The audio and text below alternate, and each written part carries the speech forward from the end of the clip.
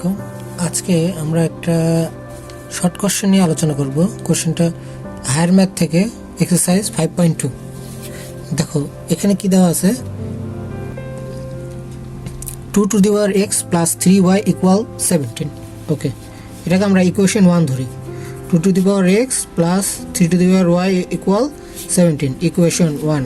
and 2 to the power x plus 2 minus 3 to the power y plus 1 equal 5। এটা থেকে আমরা calculation শুরু করব।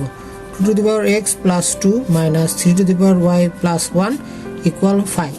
এখন এগুলোকে ভেঙে নিই আমরা। 2 to the power x into 2 to the power 2 minus 3 to the power y into 3 to the power 1 equal 5। 2 to the power x into 4 minus এই যে দেখো 3 to the power y into 3। ঠিক আছে, এখন এই 3 to the power y কে আমরা যদি এভাবে লিখি, 2 to the power x into 4 minus 7 into 3 to the power y plus 4 into 3 to the power y equal 5। দেখো 7 3 to the power y minus plus 4 3 to the power y, ঘুরে ফিরে কি হচ্ছে 3 minus 3 3 to the power y। আমরা একটু সাজিয়ে লিখি, 4 into 2 to the power x minus 7 into 3 to the power y plus 4 into 3 to the power y equal 5। এখন দেখো এইটাকে সামনে নিয়ে আসি, 4 into 2 to the power x plus 4 into 3 to the power y minus 7 into 3 to the power y equal 5।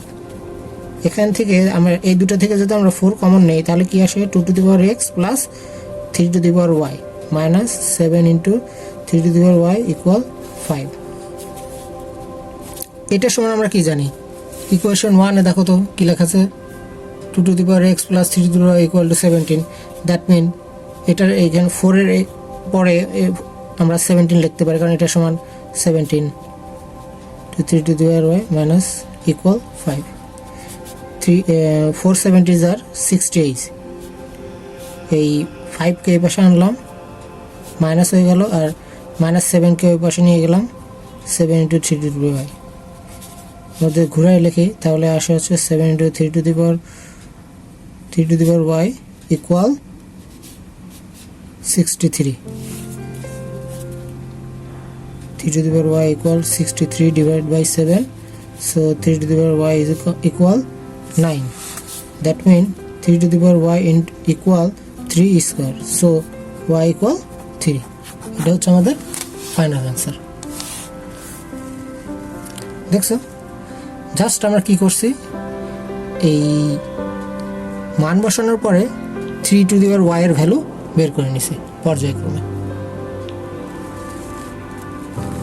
আশা করি সবাই বুঝতে পেরেছো।